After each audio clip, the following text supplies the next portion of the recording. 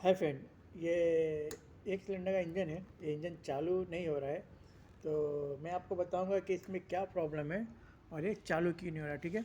Already मैंने इसे बहुत ट्राई किया, चालू नहीं हो रहा है। ऑलरेडी इसका सब कुछ चेक कर चुका है। तो यहाँ इसका टाइपिट है, फिर यहाँ इसका सेटिंग है।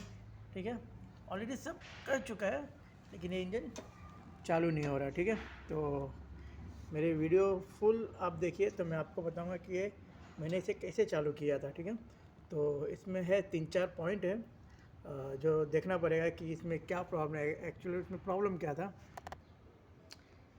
ये इंजन का पूरा गेम इसके टैपिट, जो अपना इसका टैपिट है पूरा, इस पर इसका गेम है पूरा। मतलब ये कंप्रेस अंदर अंदर जब कंप्रेस नहीं बनाएगा तो इंजन स्टार्ट नहीं होगा। ठीक है, ये ऑलरेडी इसका ऐसा, इसका बहुत प्रॉब्लम है इंजन का कि जल्दी चालू नहीं होता है, इसको गर्म होने में टाइम लगता है। लेकिन इसमें ऐसा क्यों होता है, क्योंकि इसमें प्रॉब्लम क्या होता है कि कंप्रेस नहीं बना पाता है।